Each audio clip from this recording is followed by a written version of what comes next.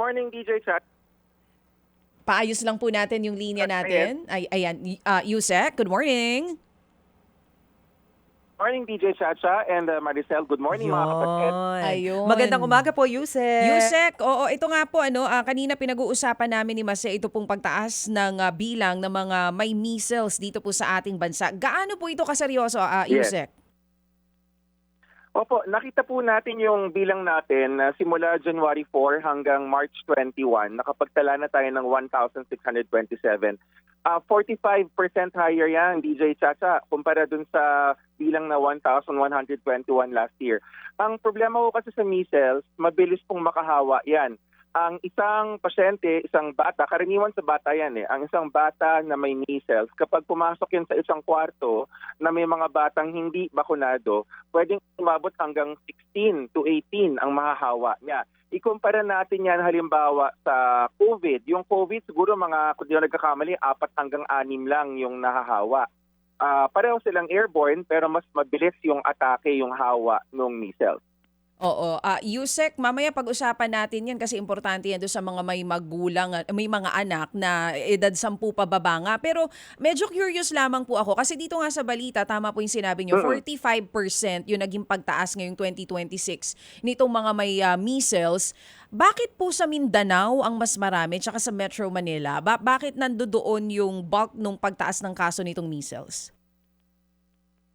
Pag tinignan natin, DJ Chacha, yung Mindanao, ang challenge kasi dyan, yung ating mga isolated areas, geographically isolated and developing areas. Tapos merong manaka-naka, konti lang na mga conflict-affected areas, so security issues. Yun po yung sa Mindanao. Also, kung ating maaalala, nagkaroon na nga tayo ng phase 1 ng ating tinatawag na measles rubella supplementary immunization. Noong Enero yan, hanggang Pebrero, hanggang start of Ramadan, napansin namin na marami pa rin talaga yung mga hindi nagpapabakuna for various reasons. Hindi hesitancy ito. Parang usually sabihin nung magulang, nung nanay, ay kasi wala pa yung tatay, balik na lang kayo. Dahil malayo yung lugar, pag nangyari yun, hindi na nakakabalik yung ating vaccination team. Medyo naputo lang po doon si Yusek. Yusek? Sa bar, may tayo dito at any given rate, parang 10 milyon ng tao ng Metro Manila . So dahil po doon, ang challenge naman dito is dapat marating lahat sulok-sulok kahit hindi naman tayo isolated pero sobrang dami kasing kailangan puntahan. Okay. So, para lang po klaro, sa Mindanao, vaccine hesitancy pa rin yung dahilan kung bakit mataas po yung kaso ng tigdas doon. And dito sa Metro Manila ay dahil malaki yung populasyon kaya inaasahan na ito yung susunod na mataas yung bilang ng mga nagkakatigdas. Pero sa ngayon po, paano nyo sinusolusyonan yung mababang vaccination rate sa Mindanao? Yung sa Mindanao, patuloy pa rin po yung ating tinatawag na routine immunization. Meron po kasing misconception na mukhang akala yata ng mga kapatid dahil natapos na yung supplementary immunization activity or yung Mr. Sia na tinatawag namin ay tapos na. Hindi po, tuloy-tuloy po yan. Kahit sino po ay pwedeng pumunta sa mga government health centers at libre po. Meron po tayo na measles vaccine. So samantalahin natin yung pagkakataon. Yun po yung tuloy-tuloy. Tapos pag nakakita po kami ng mga tinatawag na clustering, kapag sinabing clustering sa usaping epidemiology, dumadami yung mga kaso, mga magkakapitbahay, ganyan. Pinupuntahan po yan ng ating mga health teams, health workers, at naggagawa naman ng tinatawag na outbreak response immunization. Huwag pong matakot, ibig sabihin lang ng outbreak response, kapag nakapansin kami na medyo dumadami, inuunahan namin para hindi magkaroon ng malawakang outbreak. So wala tayong problema dun sa bakuna. Meron tayo sa mga health center sa buong Pilipinas po yan. Libre po yan. Ilang beses po ba ginagawa itong bakuna nga sa tigdas? Ang bakuna sa tigdas ay, hindi ako nagkakamali, 2 doses yan. Nagsisimula yan sa 9 months old, tapos susunod yung 12 months sa mga sa mga babies. Tama po ba? Nasa datos tama ang mga bilang ng nagkakaroon nito ngayon, 10 years old pababa? Yes, pinakamarami talaga sa ating mga bata. Actually, ang napansin kasi namin na kaya kami nag-launch ng ating supplemental activity na magkakaroon ng phase 2 sa Luzon and Visayas this coming June Kasi marami pong mga nakaligtaan, nalampasan yung panahon na yun, yung window from 9 to 12 months nga. In fact, kapag nagsupplemental immunization, binababa natin, and safe naman siya, binababa natin yung earliest, pwedeng as early as 6 months, at yung late range, hindi lang 12 months, pwedeng umakyat yan hanggang mga 5 years, pinapayagan, binabakunahan. Oo. Sabi niyo po kanina, nakahahawa po ito, tama? Yusek, paano? Yes, nakakahawa siya, airborne ang measles. So ulitin ko 'yan. Ito yung panahon na pwede nating kumbaga ulit-ulitin kasi hindi para manakot DJ sa Maricel, pero para magpaalala na meron naman kasing bakuna. Airborne po yung measles. Magsama lang po, minsan nga hindi lang magsama kaya mapadaan lang. Dahil kahit nagsasalita lang or hindi pa nagsasalita ang baby, kahit umiiyak yung baby, habang umiiyak siya, pwedeng yung maliliit na particles ng virus ay lilipad na sa hangin at mapupunta dun sa batang hindi bakunado. Oo. At ano pong sintomas nito? Nagsisimula po yan, pwedeng ka magkakaroon ng lagnat, yung ating signature na yung rashes, no? Yung mga pantal-pantal, pula-pulang mga spots.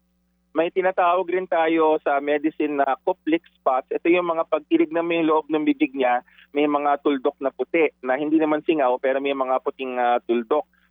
Yan po yung mga mild na symptoms ng measles. Ang delikado sa measles, DJ Chacha, is pwede yung maging komplikado. Pwede yung magkaroon ng pulmonya, measles pneumonia na nakamamatay. Pwede rin yung magkaroon ng measles encephalitis or pamamaga ng utak na nakamamatay rin. O paano malalaman ng isang magulang na papunta na doon sa pagiging delikado yung tigdas po ng bata? Ako, wag natin naantayin pero para lang masagot yung tanong, pag nagkaroon na ho kasi ng mga nung panimulang sintomas, yung sinabi ko, lalo na yung ating mga butlig-butlig na pula, no. Hindi ho siya, by the way, when I say butlig kasi mahirap i-translate sa Tagalog ang dermatological terms.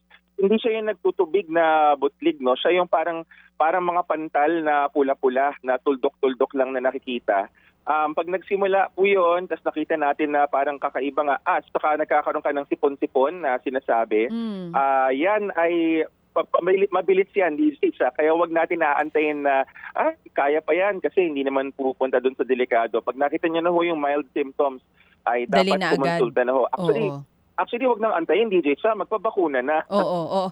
Yusek, yung sinasabi niyong rashes, kapareho po ito ng rashes ng dengue? Ganun ang itsura?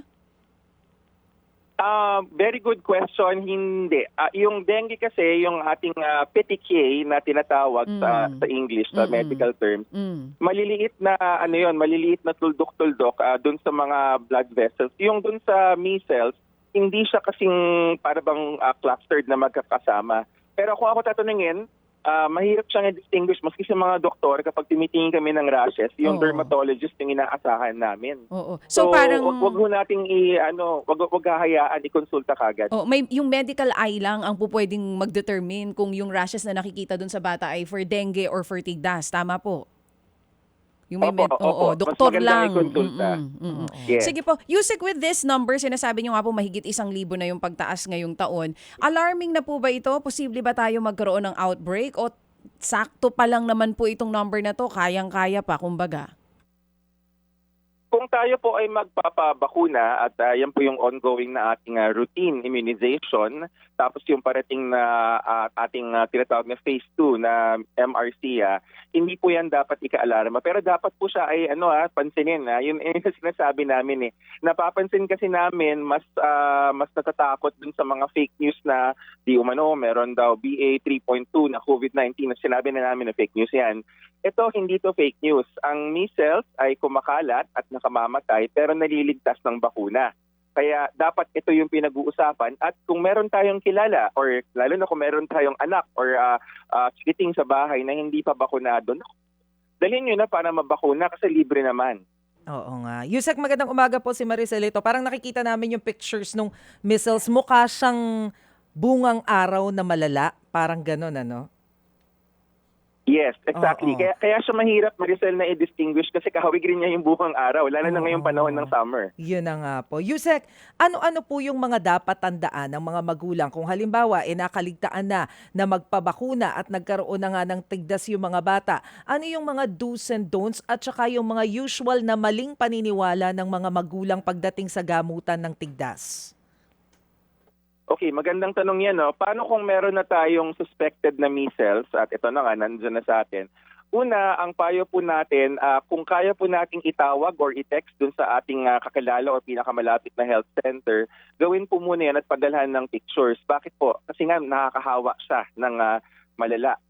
Kung meron tayong kamag-anak or kapitbahay, kabahay na ano po siya po'y buntis, wag muna nating palapitin dahil ang rubella halos magkahawig, magkaibang virus kaya MR ang tawag namin sa kanila, measles rubella. Si rubella medyo meron niyang delikadong mga epekto sa mga sanggol sa sinapupunan. Kaya wag po nating hahayaang magtabi ang isang buntis at ang isang bata na may measles. Tapos pagka pag nagkaroon na ng abiso mula sa ating health worker kung kailan dadalhin sa ER etc., dalhin na po kagad kasi pwede naman siyang magkaroon ng supportive care sa ospital. Ayun. Pero halimbawa po yung mga paniniwala ng ilang magulang na kapag ka tinitigdas, dapat laging naka-jacket o kaya bawal maligo. Tama po ba yung mga ganun? Ay, hindi po. Pagka laging naka-jacket, mas lalo pong maiinitan yung bata. Remember, kasama po sa sintomas ng measles ay ang ating lagnat. Ayaw po natin yon. Mali rin po yung bawal maligo. Actually, ina-advise natin na under medical supervision, importante, alam na ng doktor na may measles yung bata.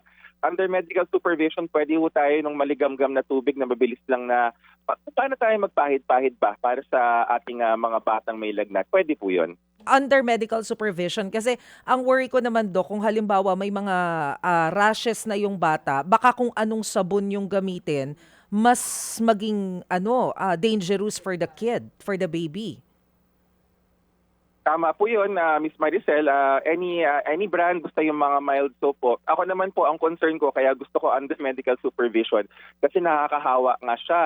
Kapag maliban sa pagiging airborne, anything na nahahawakan or ginagamit dun sa pasyente, nagiging pwedeng paghawaan. So, yung mga instrumento pangligo, baka mamaya may mga kapatid, yung yung bata na hindi pa rin bakunado. Tapos kung ano yung pinanggamit panligo, yun rin ang ginamit ng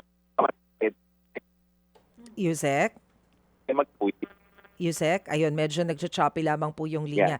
Opo, Yusek, ang sinasabi po ninyo kanina, ang worry nyo ay baka magkahawaan kung merong kapatid. Tama po ba yung dinig namin? Opo, kaya po ang gusto ko sana, ang suggestion ko is under medical supervision yung papaligo. Hindi naman kailangan nakabantay yung doktor. Ibig sabihin lang, alam ng health center na may measles yung bata para maabisuhan. Para hindi po mahahawa ang iba pang mga bata na meron. Na wala pala, na hindi pa nagkaka-measles. Opo, yun pong mga sintomas nitong tigdas na to, once na nagkaroon na po yung bata, usually gaano po katagal? Ang natural course ng measles, ito yan parang swertihan yan. Swerte ka kung mag-survive ka. At kung mag-survive ka, siguro mga 1 week or thereabouts. Pero mababaho yung porsyento ng ating mga pasyente na tumatagal. Kaya isa pang madalas na parang misconception, sasabihin is, hindi bali nang wag magpabakuna kasi pag nahawa rin naman, tatagal yan. Hindi po parang bulutong tubig ang measles. Ang bulutong tubig, nagsusurvive yung bata at nagiging lifelong yung immunity. Si measles, mamamatay po dahil sa komplikasyon. I see. So ano po ang mortality rate natin dito sa Pilipinas?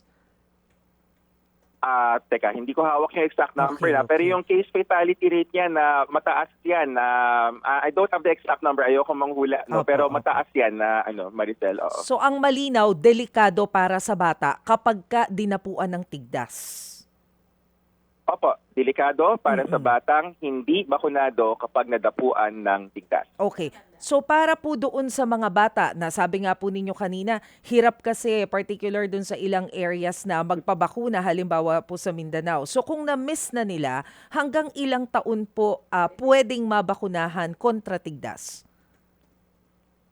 So typically hanggang 5 years old, kahit lumampas po ng 5 years old, wag po mag-alala, magsabi po sa health center, mahahanapan natin po ng paraan. Hindi naman po parang restricted yan na bawal ng bakunahan after 5 years old. Nagkataon lang po kasi na yung ating mga kampanya, dahil nakita nga natin sa datos natin na pinakamarami yung 10 and below, tas humahabol yung mga 5 to 10 rather. 5 below ang pinakamarami, 5 to 10 humahabol. So yun ang inuuna natin. Pero kung tayo po ay walang memorya, lalo na kung dun sa mga lugar na isolated na tayo ay bakunado, pwede kumonsulta at magtanong sa inyong health center kung kayo po ay pwedeng mabigyan ng bakuna laban sa measles. Malinaw naman po, Yusek, base po sa inyong paliwanag na ang talagang delikado dito, yung mga 10 years old pababa. Pero paano po kung halimbawa yung mga adult na wala silang alam kung halimbawa inadapuan na sila ng tigdas o kung hindi sila sigurado dun sa kanilang kondisyon pagdating dun sa bakuna, ano po yung dapat nilang gawin? Kung tutusin, konting-konti na lang po, mabibilang lang yung matatanda na ating natatala na nagkakaroon ng measles dahil nga sa kanyang pagiging highly, kumbaga, fatal. No? Nakakamatay nga kasi siya, hindi ko tayo aabot ng katandaan kung tayo ay nadapuan ng measles at hindi tayo protektado.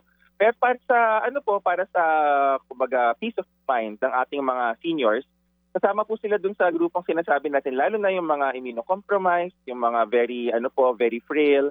Pwede naman pong isangguni yan dun sa inyong primary care physician, lalo na kung kayo ay miyembro ng isang yakap center, no, ng PhilHealth. Pwede nyo itanong yan, libre po magtanong. Tapos pwede naman kayong i-refer ng yakap center, baka sila mismo merong bakuna kung makita nila na kasama kayo dun sa vulnerable na pwedeng bigyan. Pero oras po na magkaroon na o nagkaroon na ng tigdas ang isang tao, immune na rin po ba siya? Pwede bang hindi na rin siya mahawa doon sa mga tao na nagkaroon ng tigdas? Ang diretsong sagot po dyan ay opo, pero ang kaya sasabihan ko ng qualifier, mahirap kasing matukoy kung yung dumapo sa inyo ay measles nga. Una yan. So baka akala nyo measles, yung pala bulutong tubig yung dumapo. Baka akala nyo measles, yung pala buong araw lang po yung nangyari nung kayo ay, o yung bata ay nagkaroon ng pantal-pantal. Pinakamabuti ko talaga yung bakuna. Huwag nating isusugal dun sa tinatawag na natural immunity. Nakikita namin yan sa social media na sabihin, ay naku, hindi na kailangan yan kasi may natural immunity. Para lang ho yun dun sa mga sakit tulad ng bulutong na hindi siya nakakamatay, yung sa chickenpox. Pero pag measles ang usapan, delikado po yan. Pero ang tigdas po, once na magkaroon na ang isang bata, hindi na magkakaroon ulit. Tama. Pero yun ay kung mabuhay siya. Ayun lang. So para pala siyang chickenpox na mas delikado. Kasi di ba yung Correct. chickenpox, di ba usually isang beses lang din siya, Doc? Yusek? Yes. Oo. Tama yon. Para sa chickenpox sa immunity pero magkaiba sila sa pagiging deadly. Oo. Yusek, kamusta yung, kasi sinasabi niyo po kanina mataas nga po yung bilang ng mga tinatamaan nito na namamatay. But over the years, in the past years po dito sa Pilipinas, bumababa naman po ba yung bilang ng mga namamatay because of tigdas dahil mas marami na nababakunahan? Opo. Ang case fatality, again, I don't have, sorry hindi ko hawak yung exact numbers. Yeah. Pero yung trend in case fatality, bumababa naman po siya, lalo na over the years, kung hahabaan niyo pa yung monitoring mga dekada. Kasi maliban sa dumadami na yung nababakunahan, ang case fatality kasi, DJ Cha, is a measure, sukat siya kung gaano kagaling yung pag-asikaso ng ospital. So habang tumatagal at teknolohiya, ang gamot, gumagaling ang mga doktor, bumababa po yung case fatality. Pero sabi nga namin sa medisina, any death, kahit isang death is unacceptable. So wag pa rin natin isusugal kahit alam natin na gumagaling yung ating mga doktor sa paghahawak ng measles. Oo. Bakuna pa rin. Oo, kung nabakunahan po ang isang bata pero nagkaroon ng tigdas, yung mga symptoms na binanggit nyo kanina, same pa rin po ba yun pero hindi na mapupunta dun sa malala o pwedeng ma-ospital? Ganun po ba yun? Magandang tanong. Una sa lahat, malamang hindi siya magkakaroon ng sintomas kasi yung measles vaccine very safe tsaka proven effective na siya over the past how many years. At tama rin yung inyong panukala, yung inyong scenario na pwedeng magkaroon siya ng sipon kasi kasama yung sipon sa mga sintomas pero hindi siya magpo-progress. Kumbaga, kunyari, kung ang bata ay bakunado laban sa measles, maaaring tinamaan siya ng measles, pero dun sa tingin ng magulang at ng bata, akala niya nagkasipon lang siya, tapos nawala na, hindi siya nagkaroon ng pantal, hindi siya nagkaroon ng ibang sintomas. Kasi mas maganda yung may laban bakuna. niya. Kasi may bakuna rin siya. Oo, Yes. kaya parang normal na sipon lang yun nangyayari doon sa mga bata. Pero kanina nabanggit nyo nga po, hindi dapat inilalapit yung mga bata na may tigdas sa isang buntis. Para po sa mga adult, posible pa rin magkaroon ng tigdas? Yung sintomas same pa rin po ba? At kung magkaroon man ng tigdas sa matanda, pwede po bang mamatay din? Or yun na talaga yun, yung sinabi niyo po kay Mase kanina na talagang kapag natigdas ka, malaki ang chance pumanaw ang isang bata. Yes, maski sa matanda, DJ Cha, Mase, parehong-pareho. Pwede kang magkaroon ng simptomas sa bata, ganun rin. At pwede ka ring mamatay. Pero yun nga, ang dagdag na delikado sa matandang sa babae na buntis ay hindi lang yung nanay yung apektado, pati yung sanggol sa sinapupunan, yung sa tigdas hangin sa rubella, naapektuhan siya.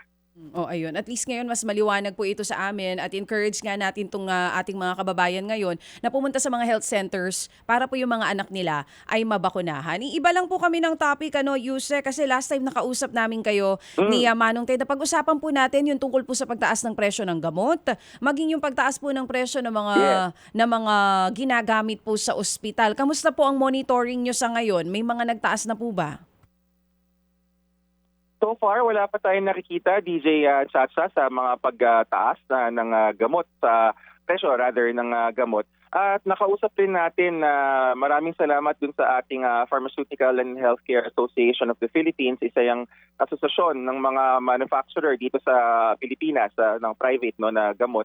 At sila mismo yung nag-commit na hanggang end of June, kaya daw nilang hindi magtaas. So, pero kahit may commitment sila, nagmamonitor pa rin kami para sigurado tayo na hindi tumataas. At ang aming nagiging usapin moving forward is kung magkakaroon man ng pagtaas, dapat yung ginamit ko ning terminong to dun sa usapin sa mga ospital, yung tinatawag na unbundled or yung naka-breakdown, na para malaman natin na talaga bang langis, diesel o crudo yung dahilan ng pagtaas at hindi ibang bagay. Para malinaw yon, kasi kung talaga naman yun ang dahilan, hindi natin makontrol yun, galing sa labas yan .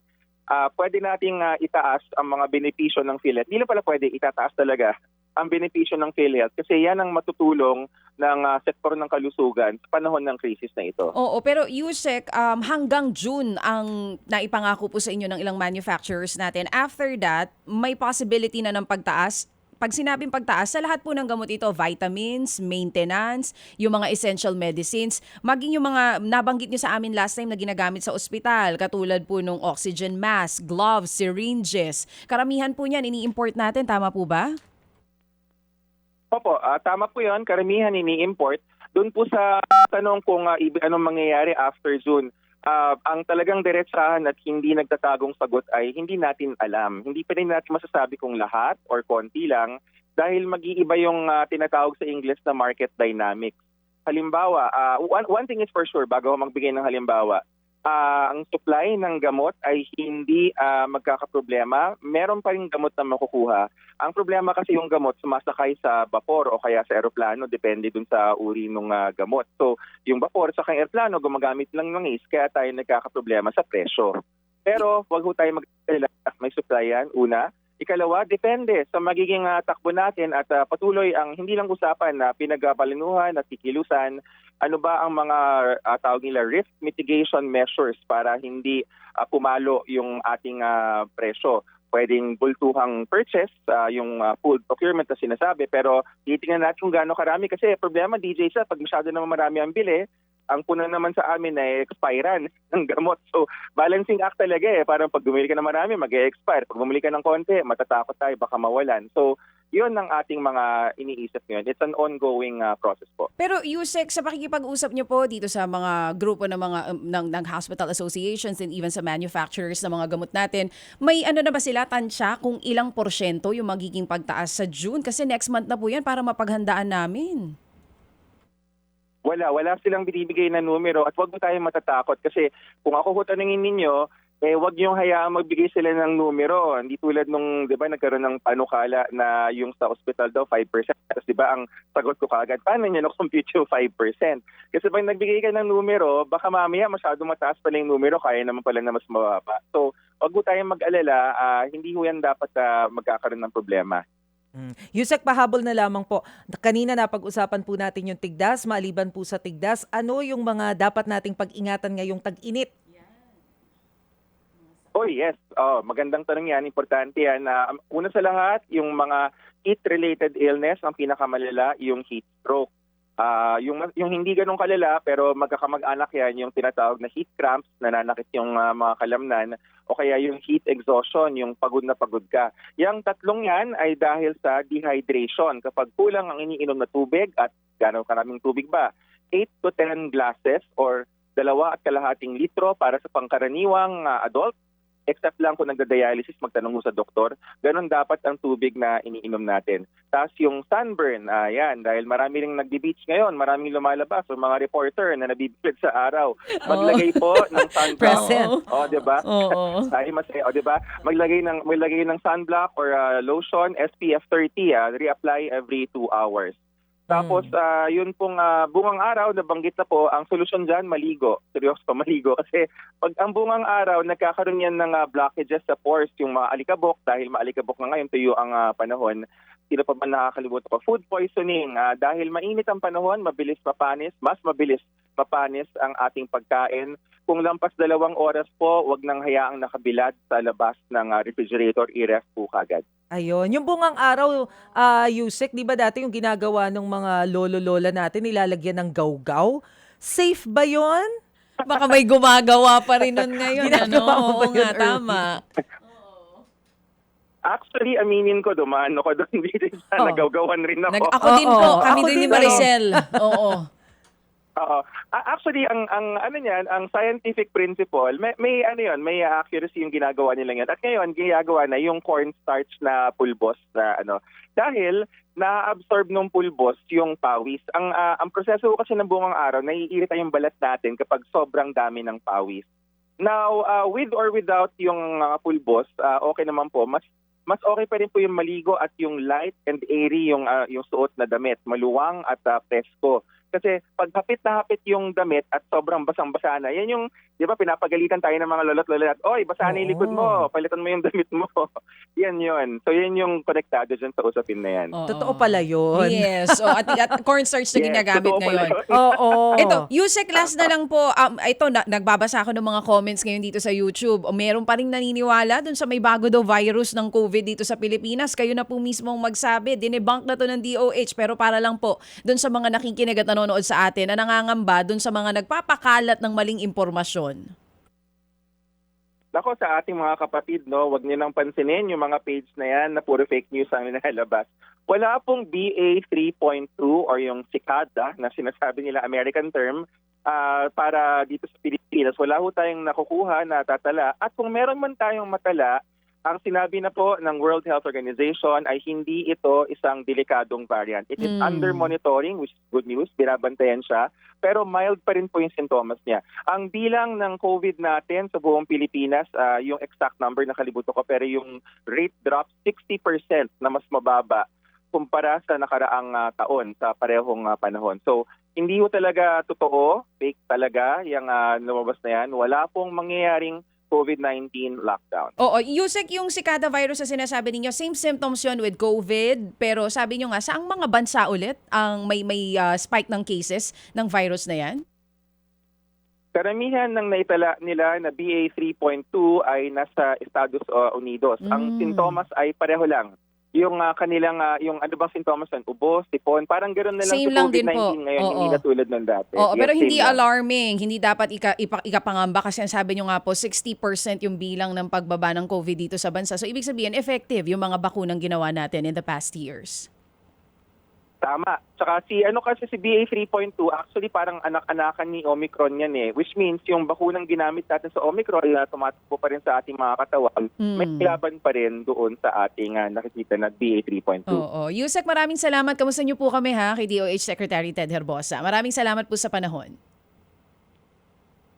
Salamat rin po, DJ Cha, and good morning sa mga kapatid. Yun, si Yusek Salamat, Albert Domingo Yusek. ng Department of Health. Mga kapatid, para sa iba pang mga balita at impormasyon, sundan niyo po kami sa X, Instagram, Facebook at syempre sa TikTok, True Network PH. Mag-subscribe din po kayo sa aming YouTube channel, True Network. May website din po tayo, truenetwork.ph. At pwede nyo rin po kaming mapanood sa Channel 19 ng aming True FM TV. Lagi pa rin makinig sa radyo dito po sa 105.9 True FM dahil dito, lagi po sa'yo, kapatid. Dito tayo sa totoo, tunay at tapat.